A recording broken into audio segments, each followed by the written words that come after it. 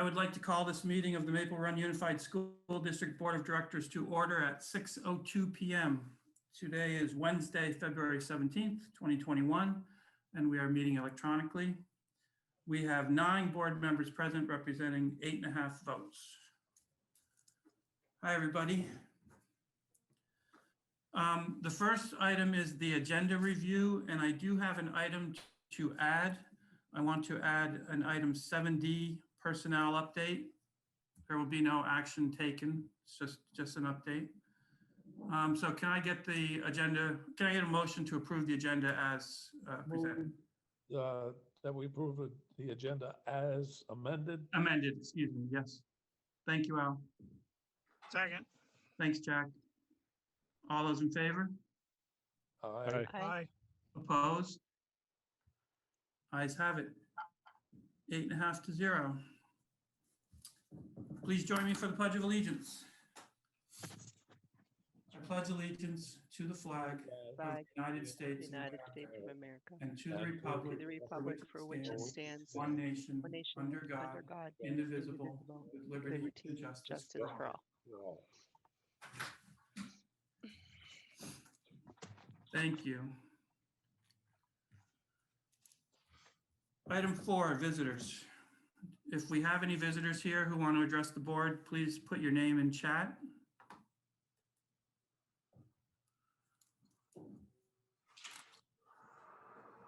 Jen, go ahead. Hi, I just wanted to address, oh, hold on. We can hear you though, so that's good. Okay. All right, as long as you can hear me. I just wanted to address the board about the article that was in the Messenger last week about the sexting and involving the sheriff's office into it. And I just wanted to point out that the Vermont Agency of Education has adopted the National Health Education Standards for schools to develop a health curriculum that will ensure that our young people will acquire the knowledge and skills through proficiency-based learning. And under Standard 2, students will analyze the influence of peers, family, culture, media, technology, and other factors on health behaviors. So if all of these things are true, I just want to make sure that the committee that's going to be involved, or task force, however you want to word it, is really based on educational standards, and that teachers are at the forefront, that this is a healthcare issue, and that educated teachers should be in charge of making sure that these standards are abided by, and that we're actually not giving the power to the sheriff's department as the article implied. So that's the end. Thank you so much. Thank you, Jen. I do not see anybody else. Brenda, you see anybody else? No. Okay, so moving on to the consent agenda. The consent agenda contains the minutes of February 3rd and the February 8th ESP planning minutes. If no one has any objections to these items, the consent agenda will be approved or adopted. Does anybody have any objections to either of these? All right, hearing no, the consent agenda is adopted. On to old business, item 6A, COVID update. Kevin. Hi, everybody. We've had an interesting week. Last time I talked to you, things were going smoothly. They're still kind of going smoothly, but we've run into some cases that have come up. You know much of this from my email to you, but just to add a few things. Franklin County is starting to get more cases, although I noticed the stats for the last couple of days have been better. It started over in Franklin Northeast, where they got quite a few, to the point that they had to go remote for all their schools through this week. And we started having problems at the beginning of the week. Actually, it was the end of last week where we had some cases, mainly at St. Tech. And it just got to the point that with all the quarantining that needed to be done, with the numbers of students who had to be out because of that, and the unknowns right then, because we couldn't get them tested. People can't get tested right now very fast. We just thought, and the Department of Health agreed, that we should be safe and have SATEC go remote for the rest of the week. So that rest of the week really is Thursday and Friday, because Tuesday was the day off, and today is always a remote day. So we've got it handled. Kathy Stetz, the nurse, and Angela and Jason have done a great job over there. Unfortunately, they've been busy throughout, even through the weekend, with contact tracing and everything else, but they've done good work on it. Angela, did I miss anything that should be said? No, Kevin, I think it was a good overview, and we just had to play it safe for a few days to just get things under control. So I think that's going to help a lot. And if there's anything good out of it, it's that we've got a vacation coming up on Friday. So that's going to give us a week, a little bit more than a week to get healthy and to clean the school and to do everything that needs to be done. Yesterday was a snow day, but this was our first opportunity to do a remote day. Since we knew so far in advance, we got that information out early and so we actually had a school day, but we were able to do it from home. From what I'm hearing, although it went very well, although interestingly, kids are now saying we want to be in school. So I love that. And, you know, I think they'd rather do that than be in Zoom all day. But it was successful. We were able to keep the day as a regular day. So we won't go until July 1st this year. And things went well. Sports has gone to the next stage, especially at high school. They are competing now. So I'm hoping everything will work out well.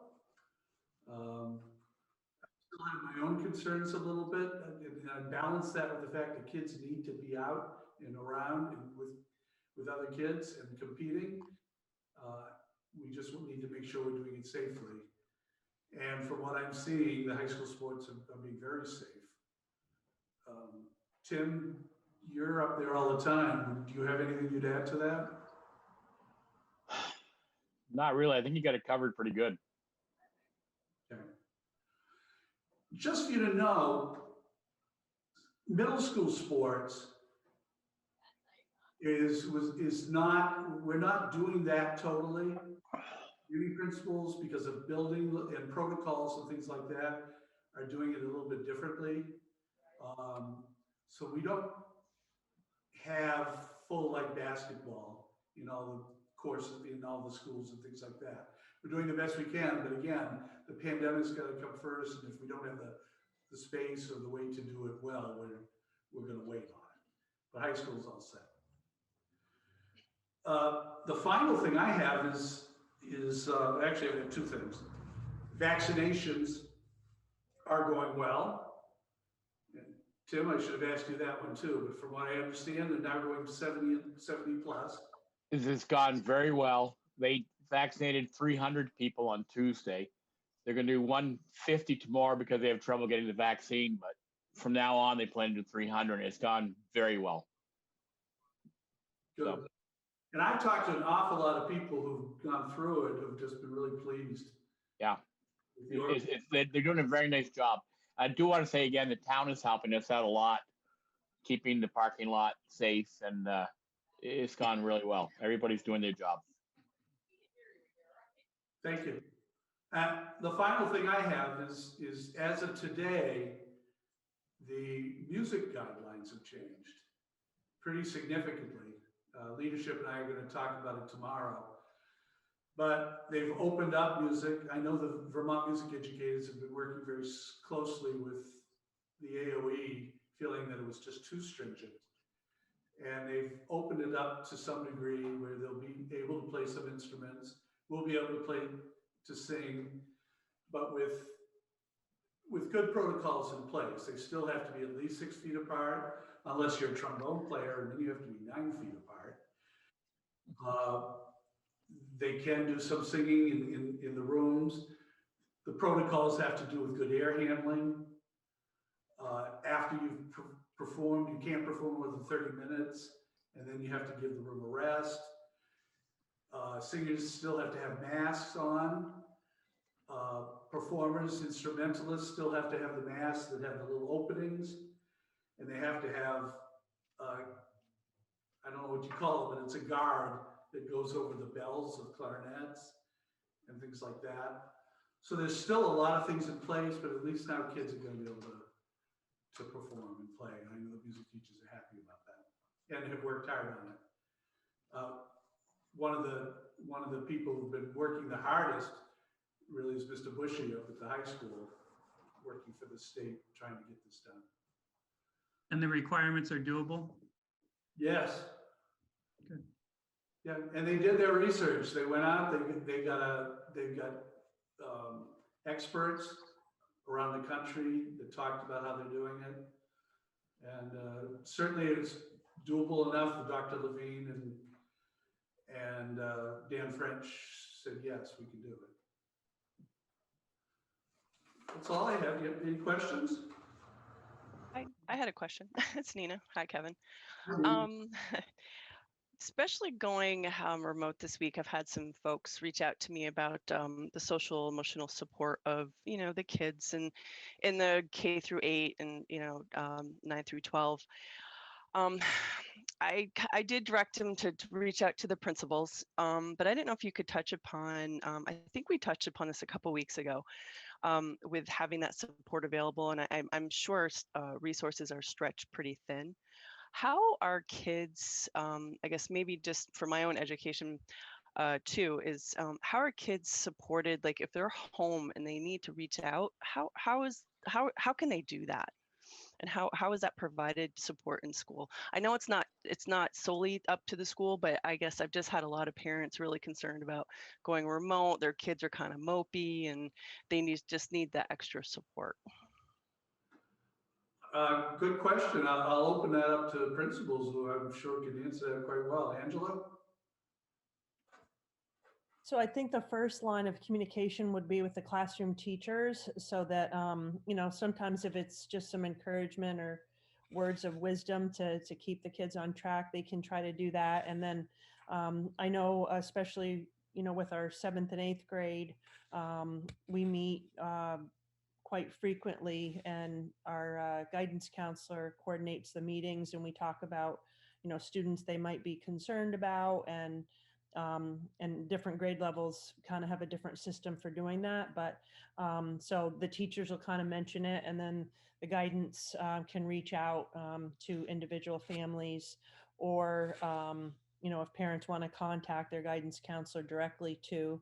And then I know our guidance will, because we've been remote here a few days, she will meet with students right online and talk with them or talk with their parents. So that's really important that we keep that going, and lines of communication. So, but definitely the first line would be the classroom teachers, and then they can get information out to whoever might need to be contacted. Is that handled for every school? Like Joan, is that similar to you as well? For you, say city as well in Fairfield? I would say the same thing. The classroom teacher, and almost all kids right now are emailing their teachers. Okay. Kids email me, but I mean, so they've learned how to use email to reach out to teachers. And even if parents are seeing it and the kid isn't reaching out, a parent can reach out to teachers. They're the best first line, and they come and get us, and they get the support that they need. So Great. I would say the same answer. Okay. Same with you, Sean? Yeah.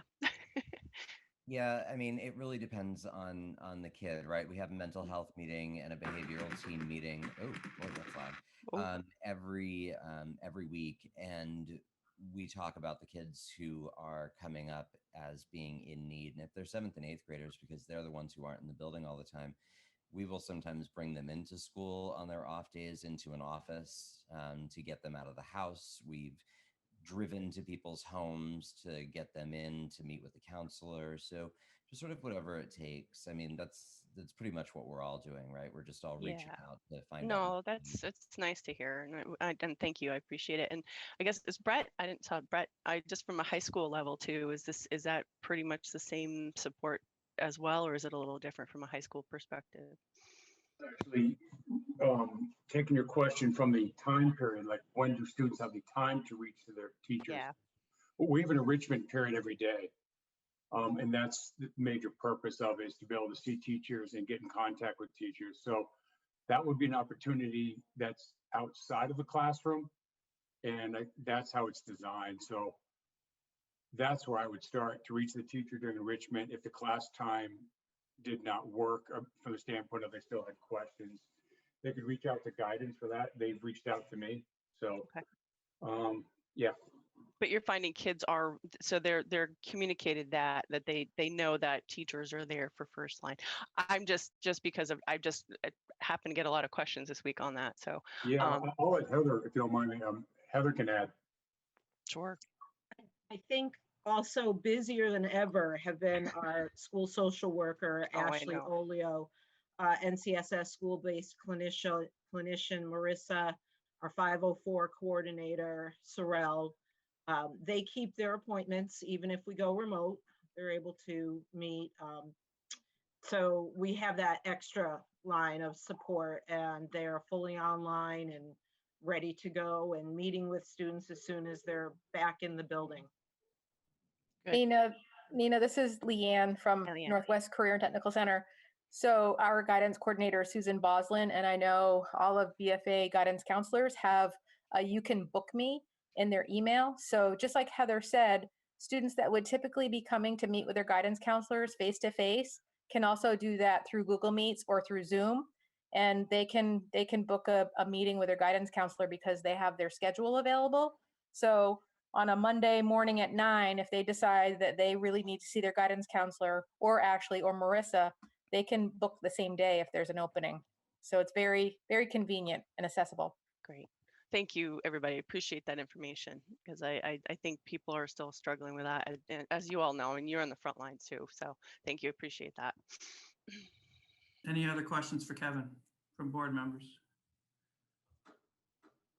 Okay, thank you, Kevin. Item 6B, FY22 budget. Martha. Yeah, so I wasn't at the last meeting when we had a change in what the final education tax rate was going to look like. So I didn't know if anybody had any questions regarding that.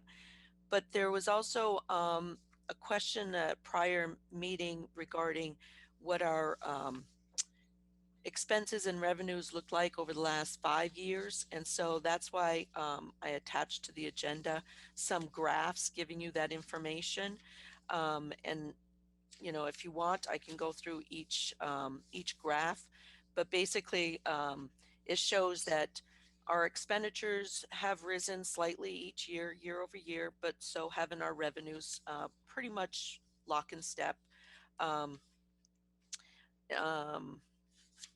The one graph that is actually going to be in the presentation for the budget was the last one, which is the 6-year education tax rate comparison. I thought that was pretty telling. That shows that from FY17, which was the year prior to our merger, the education tax rate was between $1.42 and $1.46 at that point.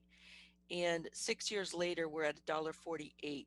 And in that time frame, we had some tax rate incentives, but that has decreased 2 cents every year. So we're almost to the same point we were prior to the merger. So my take on that is that with the merger, we've done I think a very great job keeping our tax rate pretty consistent and level Mhm. at this point. So I didn't know if anybody had any questions on the information that I provided, or from the tax rate change from the last board Well, meeting. Kevin did a great job filling in for you last time, so. I figured he did a wonderful job. Yes. But we missed you, Martha. Thank you. I did have a question. So that you're saying that last one, and you said that one's going to be in the PowerPoint. Yes. I mean, my eye just went obviously to the $1.38. We might want to make that more, this is where the merger happened. That's where the merger happened, and that's where the first 10-cent incentive came into play. Yeah. So that's why it dropped that 10 cents basically. Yeah, I guess what I'm saying is like I think maybe make that bold or something, or make a note of, I mean, I think we all know, but just to point that out a little more, but just a recommendation. It's a good idea. That'll be the presenter's job to highlight that. Okay, that's Jeff. Right, Jeff. I made Leanne smile, so I'm happy. Any other board members have questions about that? I think it was pretty straightforward. All right, thank you, Martha. And let's go right on to 6C, Sure. budget presentation.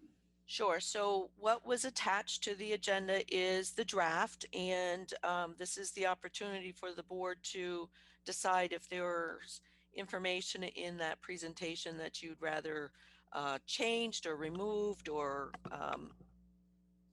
edited in any way.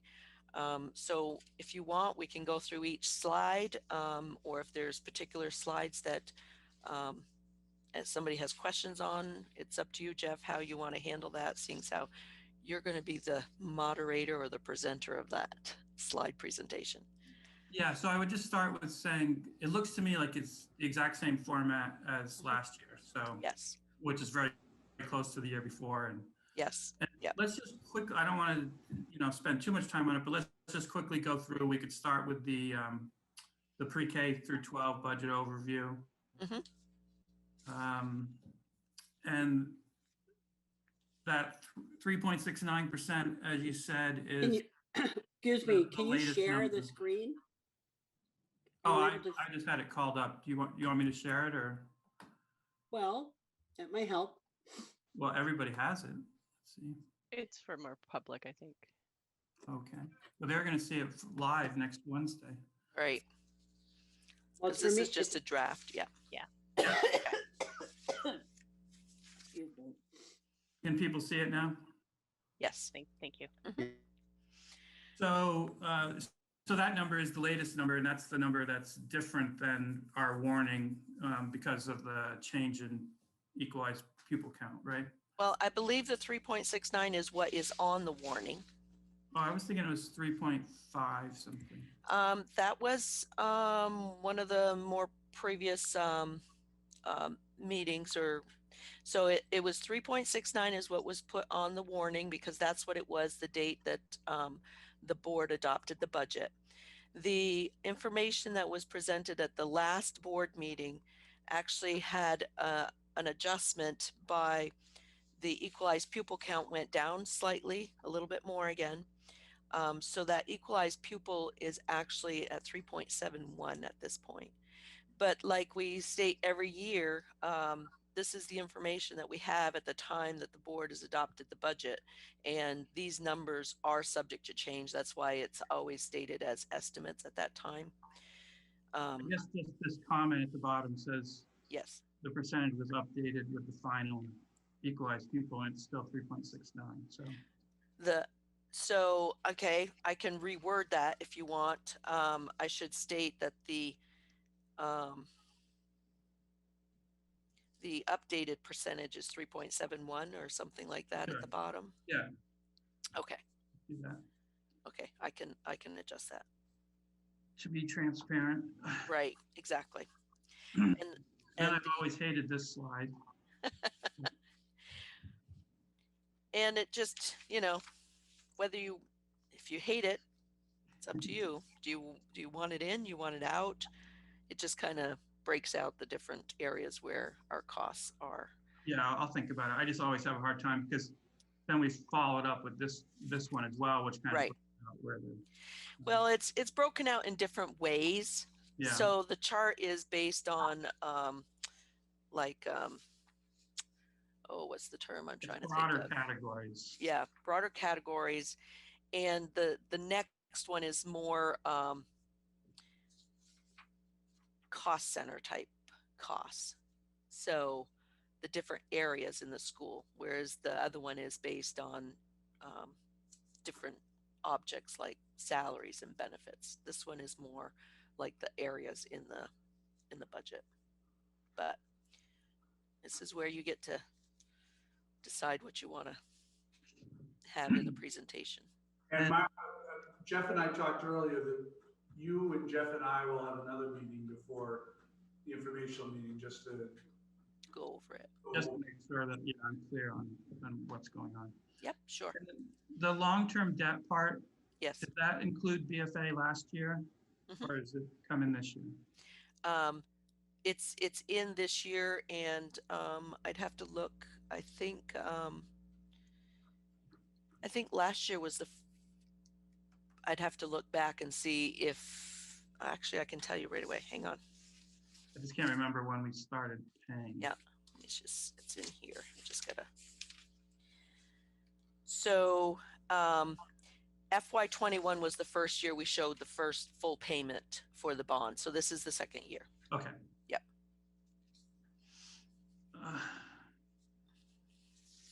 Okay, and then we get into how it's calculated. Right. So it's basically, it walks through, you start with your expense budget, you subtract out all your local revenues, which includes different grants and reimbursements from the state, which the remaining amount is your education spending, and that's what determines the tax rate. Oh, do I have FY20? Yeah, I was gonna say. Oops, yep, that's gonna change. See, that's why we checked this over. That should be FY22 equalized pupil count. Gives you your equalized pupil count. Your education spending is your the 43 million divided by the 2,500 gives you your education spending per equalized pupil. Then that figure is divided by the yield, which is the 11,385, which gives you your tax rate.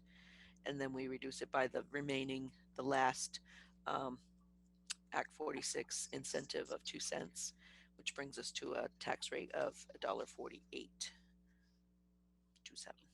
Which is about 2 cents above last year. Yep. Okay. And then this, yep. This one just takes that tax rate and shows how the CLA affects the final tax rate that the the information that will be on the tax bill itself. Although we just want to make sure and remind everybody that these are still estimated tax rate figures, so they may be slightly different from what they actually see on their tax rate. And it shows the comparison of the final tax rate, the estimated final tax rate compared to last year's tax rate. And showing I have a question. Mm-hmm. Just for so to clarify, so like Fairfield Town adjusted CLA is at 87.5%. That means that the homes in Fairfield were selling for more than they were appraised for. Yes. Okay. They're selling for more than what the state average is indicating. No, if it's under 100%, then it means that they're selling less. Because this is they're assessed for less than what they're right. They're assessed for less than what their true value is. Yes. Right. What they think they would sell for. Right. Yeah. Exactly. Yeah. Does that help? What they think they were sell for, not what they are selling for. Well, no, the CLA is a calculation that is I want to say it's a 3-year average of property that's sold in the area compared statewide. Okay. So it's based on actual property sales, but it's a 3-year average. But yes, so they're selling for more. Yes. They're selling for more than what they're assessed for. Yes. Correct. Yes. On average. Okay, thank you. Yes. Okay. And that's why a reassessment is helpful. Yep. But then, of course, you're paying more tax on a higher property value anyway. Right. It should come out even is the In the idea. end, yes, in the end, it should come out even. If you're reassessed at and you're at 100%, your property value is at 100%, you're going to pay the $1.4827 per Per hundred of $100 value. of value. Yeah. Right.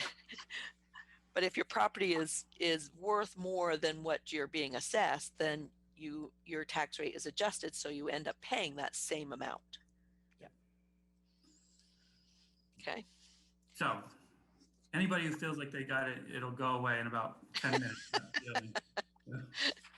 So these next 3 slides are just trying to show how that the difference from last year's tax rate to the estimated proposed tax rate and where those pieces of that tax rate come from. So in St. Albans City's case, their tax rate is going to go up an estimated amount of 1.93 cents, and 0.25 cents of that is from the adopted budget. 2 cents is from the merger incentive decrease from last year, and then their CLA percentage actually went up, so they had a little bit of a decrease in their tax rate. Yeah, so the important thing here we'll see is that these two numbers will stay the same, the two on the Yes. left. So Right. the part that we're contributing to, based on our budget, is a quarter. Yep. And 2 cents because of the merger incentive, and the rest is all caused by CLA. CLA, yeah. And this is where town is showing that they have an 11-cent tax rate increase, and it's almost 9.5 cents of that is from the common level of appraisal percentage dropped considerably from last year. And maybe on these, Martha, up top here, if we could just list the FY21 CLA percentage and the FY22. Okay. So I know what the difference is. Yep. Like for town, it's probably between 102% down to 95%. Yeah, something like that. I can do that. Yep. Thank you. Yep. And so then we have the same sort of thing with Fairfield. Fairfield, yes. And then Here's Jeff. Yes. There's another spot in here where it's pegged to like a $200,000 property value. Yeah. Yeah. Would it make sense to put on the slide there the bar graph that has the breakout, where it's 0.25 and then 2 and then negative whatever 0.32 for the city?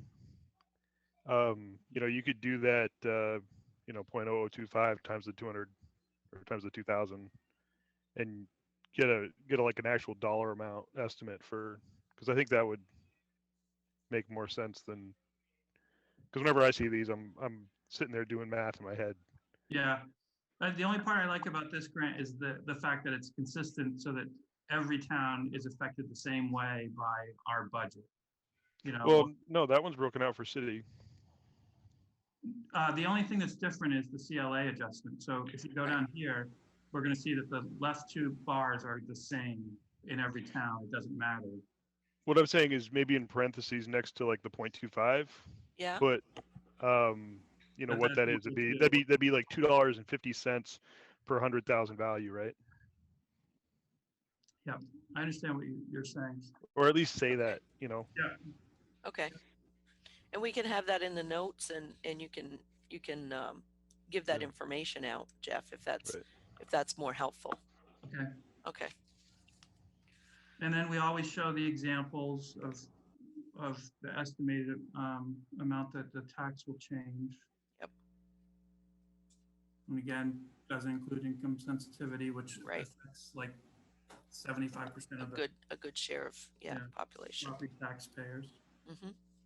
Okay, and then we Jeff, just get into. Sorry, one more thing. Maybe on that chart, one more column. That would be the contribution from the variable part of the budget. CLA? No, our part. Okay. So you have like the total estimated increase. Yeah. You could have one more column that would be the portion of the increase it's the based on the budget. yeah, based on the budget. Based on our budget. Right. Right. Let's see what that looks like, Martha. Sure, I can try. I'll put it together and see what it looks like.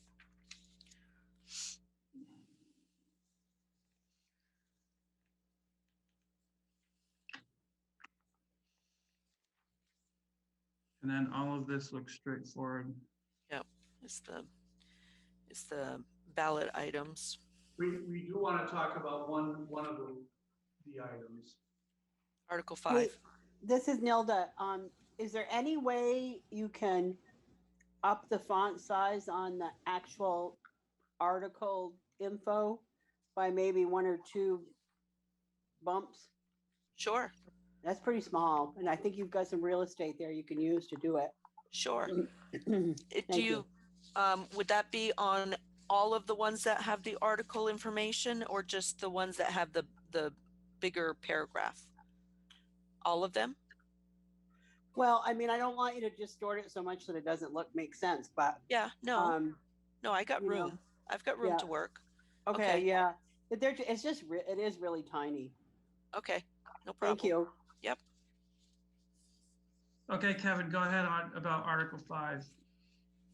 So we were recently made aware that Article 5 could possibly be somewhat problematic. The person who brought it up felt that the thing that's in yellow, first off, just to remind you, this is the one about putting extra money into our capital reserve and in the yellow, it says for informational purposes, this will not add to your tax bill. Martha tells me it's been here, that wording's been there way before my time, and I think City actually started putting that in. Yeah, it was Martha's idea, I remember. Okay. No, it was the school board's idea, if I remember right. The person thought that was at best not appropriate and at worst illegal. And the reason for that was there's something in the statute that says you cannot make comments in any way that changes or gets somebody to think one way or the other about the article. So I talked to our lawyer and had him talk to the Secretary of State's office about it. And his response was, when he looked at it, that, yeah, it's probably not the best thing to do. He would recommend it not be put in there. He didn't see it as a huge deal. He said probably when we should look at not doing it in the future. And to make sure it's understood at the informational meeting what was meant by that.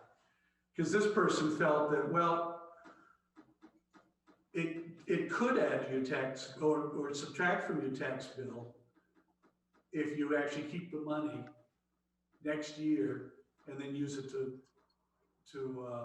bring down the tax rate.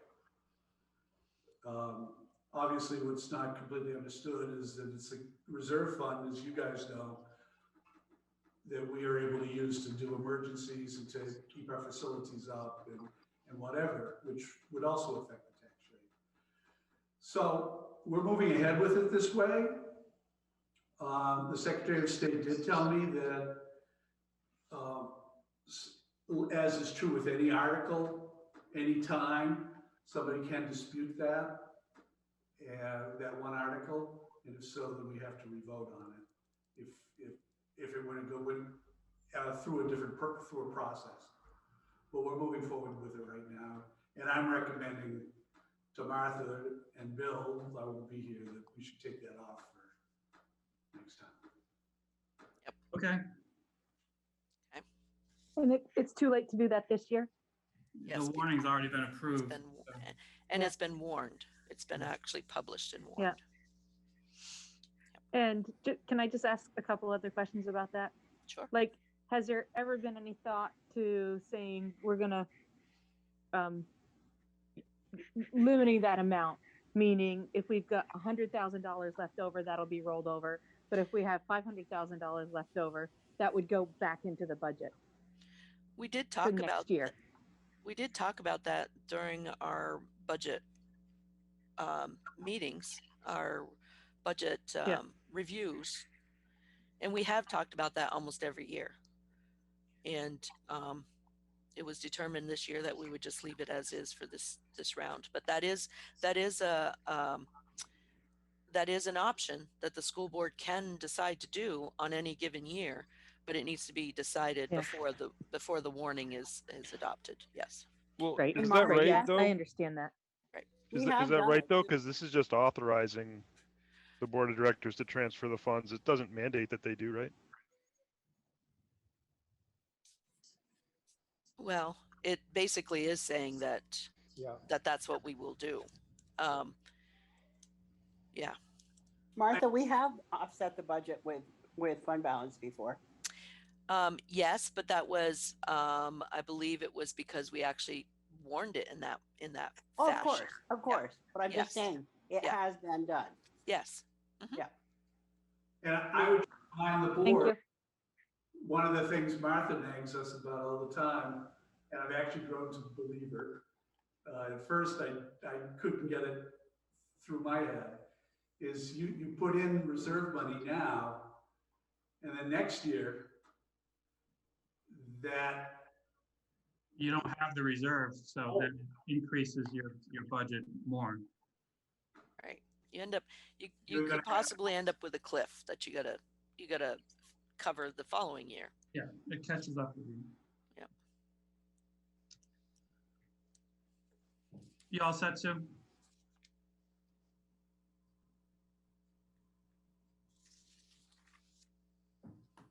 Yes. Okay, thank you. Okay, so any other comments? I think it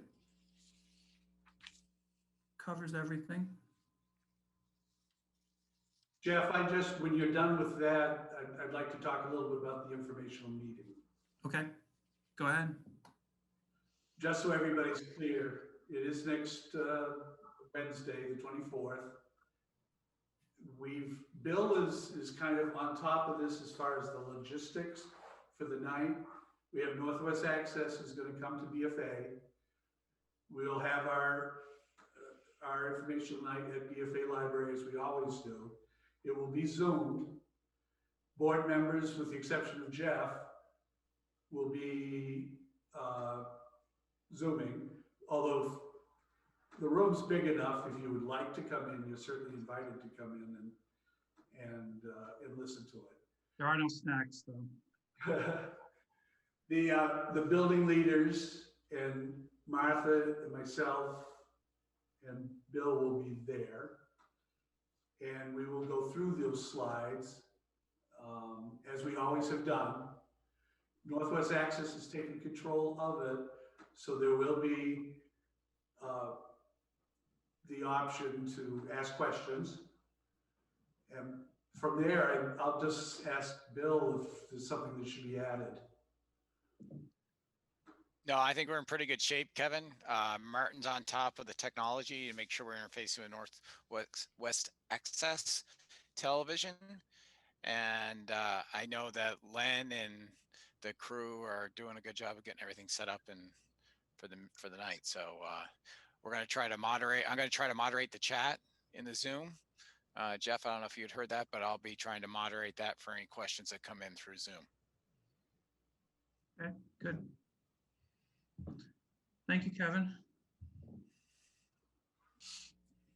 Let's move on to new business 7A, central office potential restructuring. Bill. Thanks, Jeff. I hope you guys are getting me okay. Let me know if my internet cuts out at all. We've got two board meetings going on in this house right now. So, in Elmore. So, I wanted to inform the board that one of the things I've been doing since accepting the position as superintendent starting in July was looking at our central office structure and our needs of Maple Run and our current staffing. And really looking at two positions in particular, my current position as the assistant superintendent. And as all of you know, this past year with COVID, we decided not to hire, but we still have it in the budget, curriculum director. And after working with the leadership team at Maple Run and having the discussion about where our needs are, and currently we're doing planning for the recovery planning. And we've been assessing what are some of our priority areas, and we're not finished with that. We'll hopefully complete that tomorrow morning as a team. But one of the things that's coming out strong is really focusing on curriculum instruction and assessment.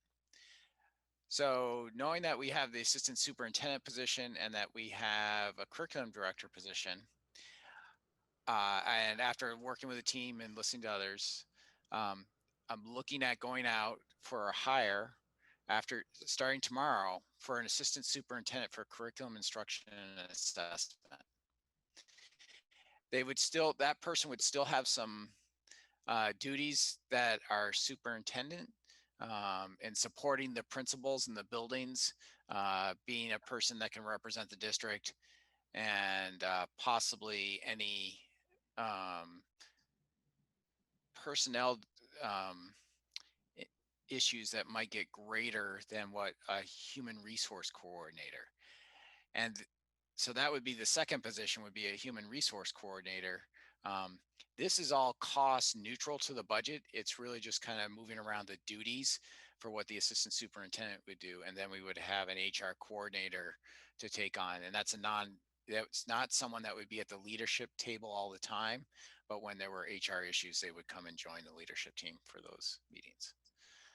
I'm more than willing. I kind of gave you like a 3-minute discussion. I know I've talked with the board about this a little bit, and I just wanted to see if there were any questions or concerns.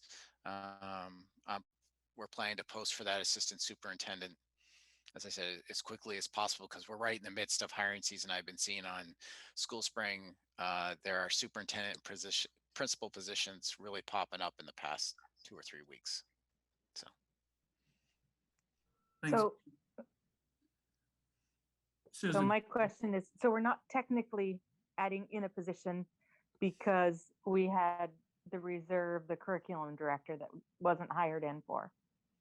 That's correct. That's correct. It's no new positions, no new money. It's rearranging the work.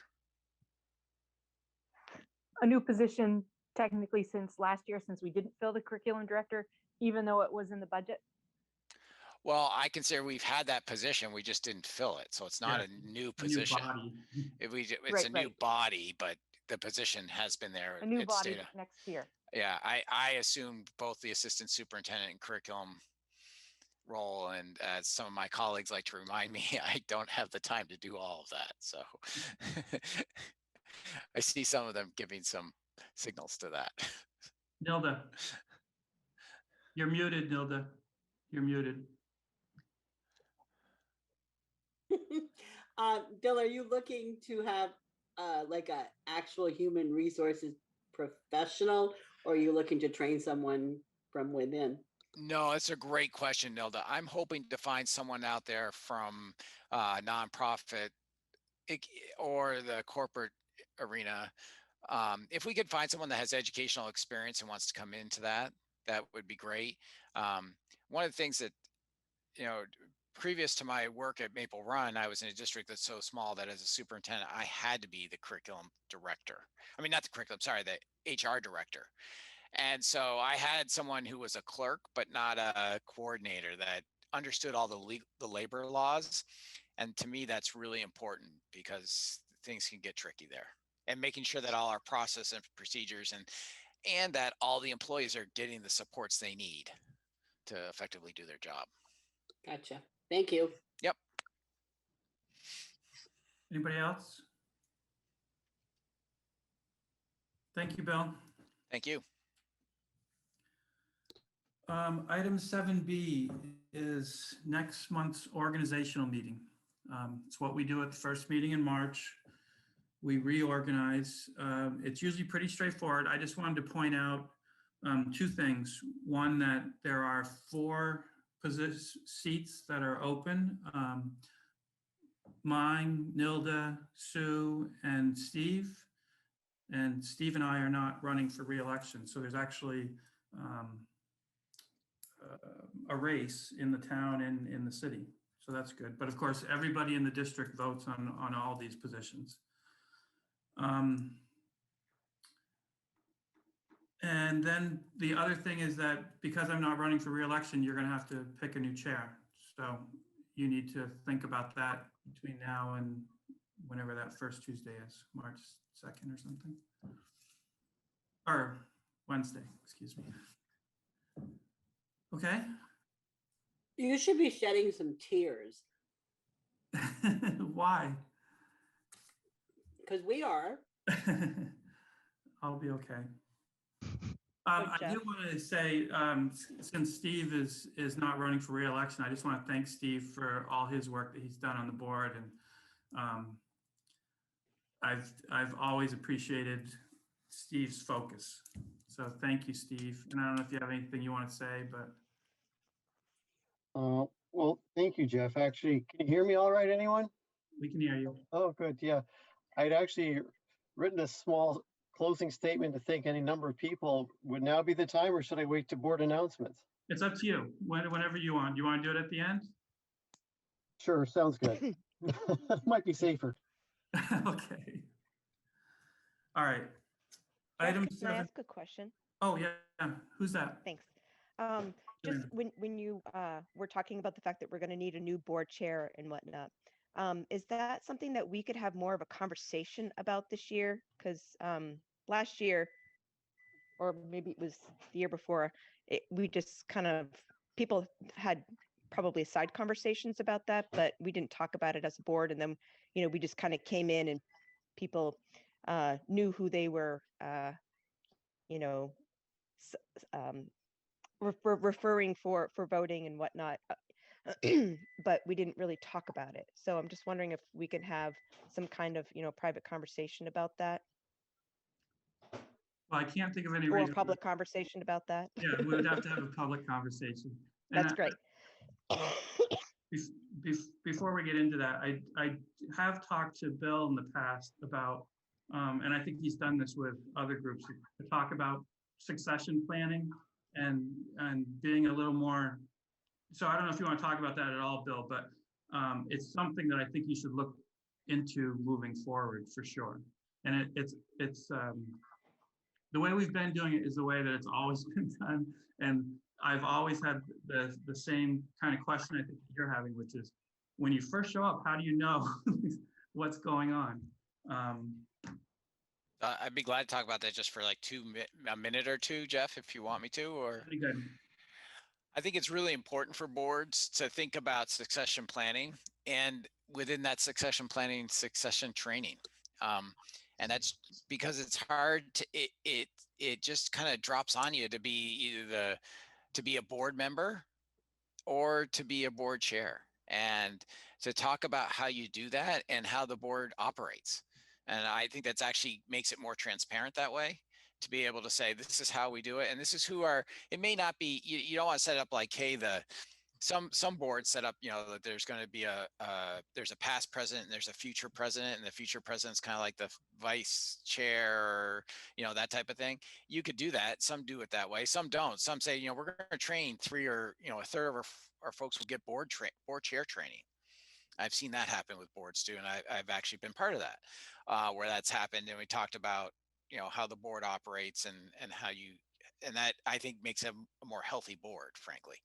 And I believe the same standard should be set to the organization, that the superintendent is charged to be able to say, hey, there's a succession planning here. The organization should never depend on one individual solely in any position. Like Martha. Like Martha. Yeah, Martha's a great example. But that we depend on one person. And so for any of those positions, and so it should be well known, and doesn't mean they're they're trained to the hilt, so they've got 2 job roles and all that, but it's enough to be able, they can come in and do the job.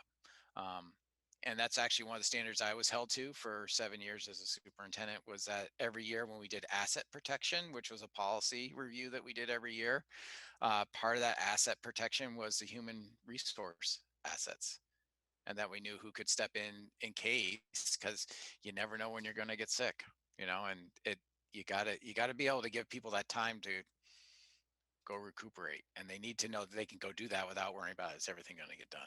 And that's the same for the board. So Great, thanks. I don't know where else you want to go, Joanna. I guess maybe we could start to put some of this into action in terms of, so this would happen during our actual board meetings. This would in terms of like training and succession planning, Bill, or is this something that would happen in more of a retreat atmosphere? Well, usually you start in a retreat to talk about what your aims and goals are. And then the board starts to look at their board agenda to work on what do they want to work on as a board together. Because the only place where you can do work together is in a warned meeting. So, and have those discussions. So you can start to do that, and you can have people go out and be champions for it and bring it back too.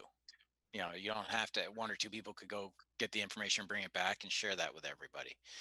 There's plenty of great resources out there for board governance that give that type of information. And I could point you to those. Excellent. Thank you. Sue, did I see your hand?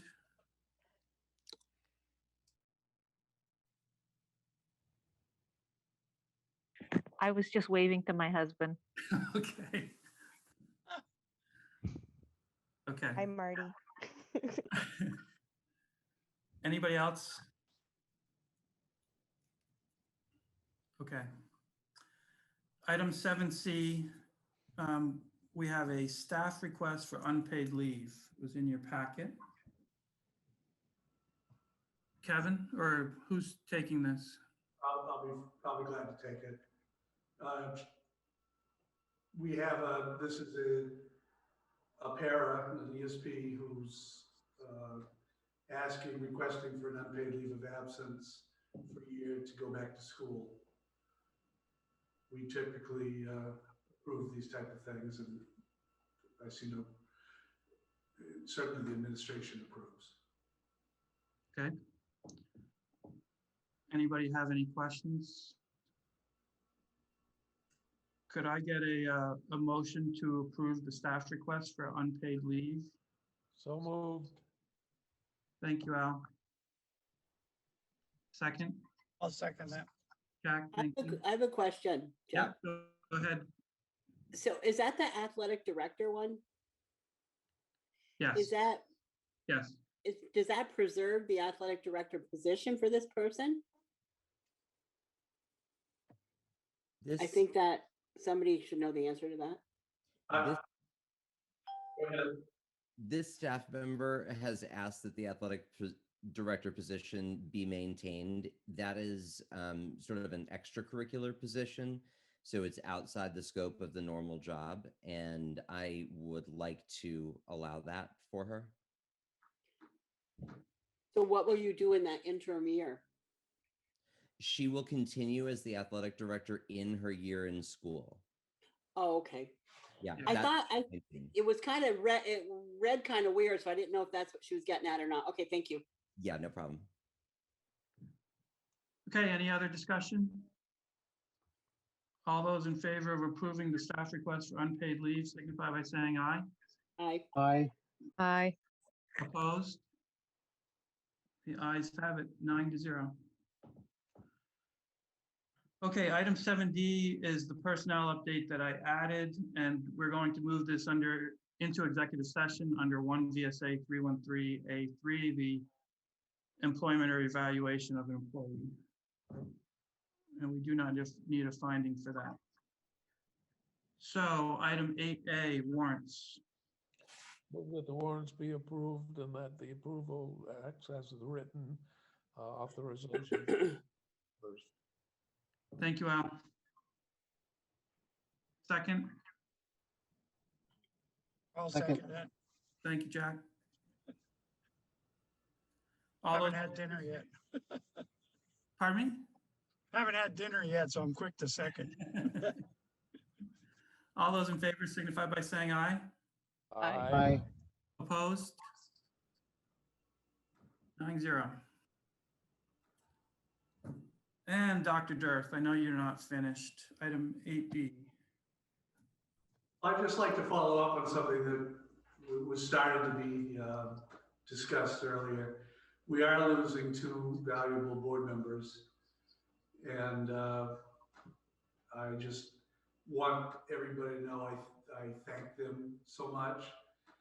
We've had Steve. Steve came to us right during the merger. I remember Steve, I talked on the phone.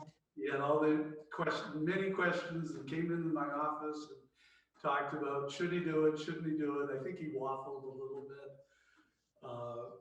But then made the decision that this was a good time for him to do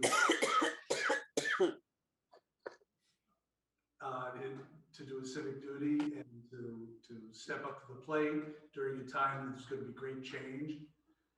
And he was very helpful throughout that merger, supportive. I so much respect the fact he's thoughtful, empathetic, kid-centric. He certainly loves to play devil's advocate and likes to challenge things, and that's good. But he has been wonderful for our district, getting us through this merger to where we are now. So Steve, I just want to thank you for that. Thank you, Kevin. And Jeff, thank God. Now, Jeff's been here around forever. You were gonna go first, Kevin. No, he's been around here forever. He started in city school many years ago. Do you remember the year, Jeff? 2004, I believe. And then he was a BFA. for BFA for 3 years.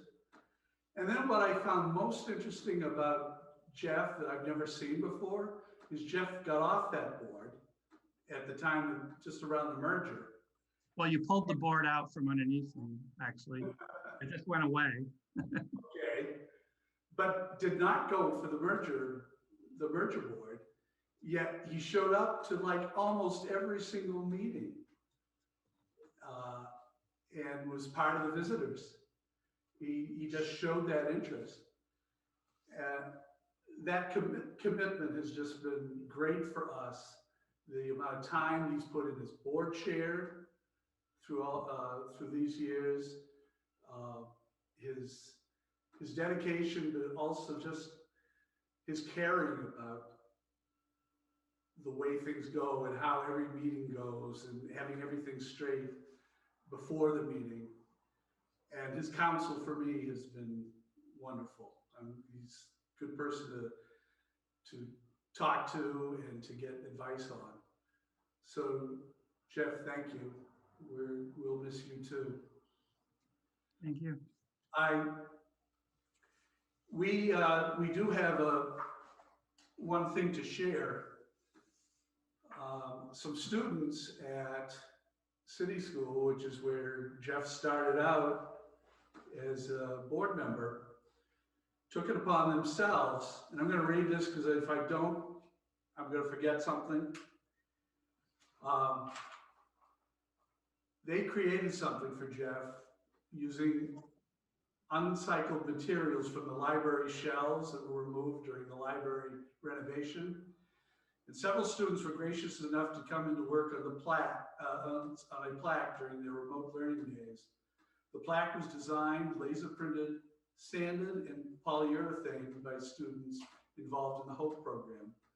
The students took a great deal of pride in the craftsmanship of the plaque and expressed an eagerness to continue to work on projects and help. The students, who I think we have pictures of, are Logan Kimball and Wyatt Doc Robtoy. And Brenda, if you have them, can you share them?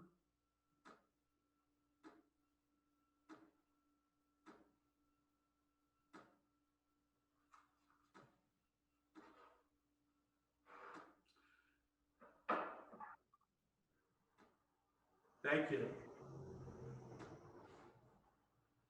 Wow, that looks great. Thanks, Len. You can unshare.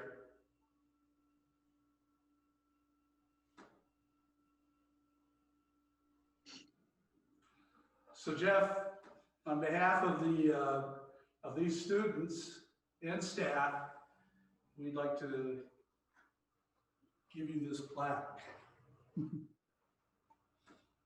Thank you. Thank you. That's great. We'll have to do the air grab, you know, like we did at graduation. Thank you very much. That's really nice. And that whole program is a great program down there too at City School. So thank you. Anything else, Kevin? All right. Okay, item 8C, board announcements. We'll let Sue go if she wants. Big ski race is coming up in the next couple of weeks. It's good. Lots of snow. Yeah. Any other announcements before we get to Steve? We're still safe. I'll tell you something. You know, Kevin said it very, very nicely, very eloquently about Jeff and Steve. So I just want to thank you too. Steve, I remember the first night you came in, you were so nervous. What do I do? What do I do? Well, I still think we all feel that way sometimes. What do we do? What do we do? So It thank was you. because of his iPad or his Chromebook. And Jeff, oh God, there's not enough time. Oh no, I guess there is enough. No, Jeff, I like Kevin said, you kept showing up after the merger, and I know we got our digs into each other and get to know you, and appreciate everything you've done too, and your you know, your calmness throughout being a chair too has really I like that. You're very level-headed, and I appreciate that too. And sometimes I know my panicky text probably, yeah, Nina, it's okay. But anyway, I just want to thank you both very much. I'm sure we'll still be seeing, I still think Jeff will be at the meeting, so I don't think we're going to get rid of him too fast. I don't know. But and Steve, you're right next door to my niece, so I'll probably still see you too, hopefully, in that respects, and at the library too. So thank you very much.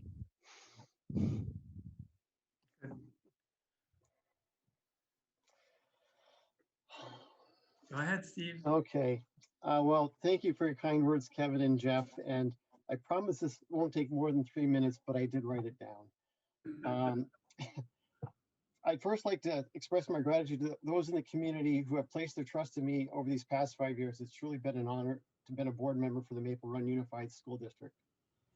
To my fellow board members, whose dedication and hard work has been an inspiration as well as an asset to our community, thank you. It's been a pleasure working with all of you. To whomever assumes my seat this coming March 2nd, I wish them all the best as they take their oath of office and join this committed team.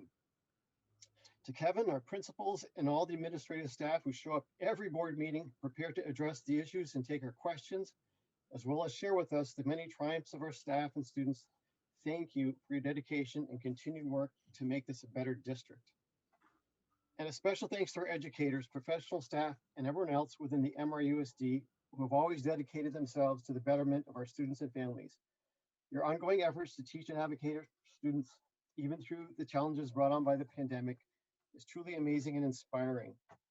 My wife is a middle school teacher in another district. I've seen what you're up against. Thank you. To the parents and students in our district, thank you for your unwavering commitment to educational excellence in our school district. And thank you as well for your understanding and dedication to making the most of our current situation. We very much look forward to the day when the challenges and joys of school, from the classroom, band room, hard X stage, field, and rink, can be shared again in person. And finally, I would like to close by sharing with you my views regarding an issue that will be addressed by the district in the upcoming months. And here I refer to the debate surrounding the SRO position. I do believe the board has acted wisely in establishing a study committee to examine the SRO position. And while I am, as I'm sure all of you are, open to whatever may be presented, as of now, I have come to believe that the best path forward is to maintain a working relationship with local law enforcement that does not include the daily in-school presence of an armed uniformed police officer. Even though I cannot predict the recommendations of the study committee, I am heartened to know that this board will, as always, give careful and reasoned consideration to the findings presented. I would only ask that everyone please keep in mind that, in my view at least, any perceived sense of safety that the SROs bring to some within our community comes at the expense of others. If our mission statement is to mean anything, we need to always be examining what might work best for everyone. Thank you so much to everyone, and best wishes to all. Thank you, Steve. Yeah. Very well done. Thank you, Steve. You're welcome. And really, thank you, everyone. Thanks, Steve. Okay, item 9, agenda items for future meetings. So as we talked about, next meeting will be the board reorganization, so that will take a bit. And then I've asked the SRO committee for an update at our second meeting in March, so keep that in mind, that we would have the 2 chairs come in.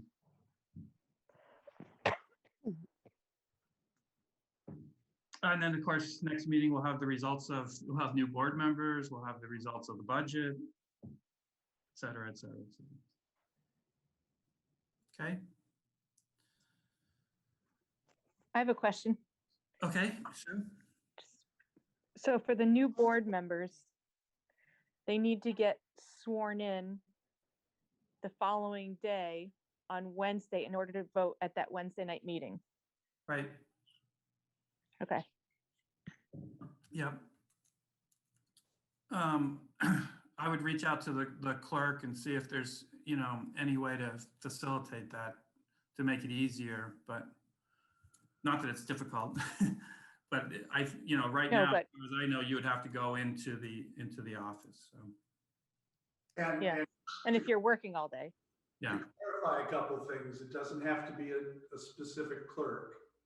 It could be any of the 3 clerks, Fairfield, town, or city. Okay. Okay. So now I'd look for a motion to go into executive session under 1 VSA 313A3, the employment or evaluation of an employee. So moved. And Alicia says, thank you, Al. Alicia says that the offices are only taking meetings by appointment. So reach out and contact a clerk. And then can I get a second, please? I'll second. Dina. Yes. All those in favor signify by aye, saying aye. Aye. Aye. Opposed? Ayes have it, 9-0. We are in executive session. Yeah. Thank you, everybody.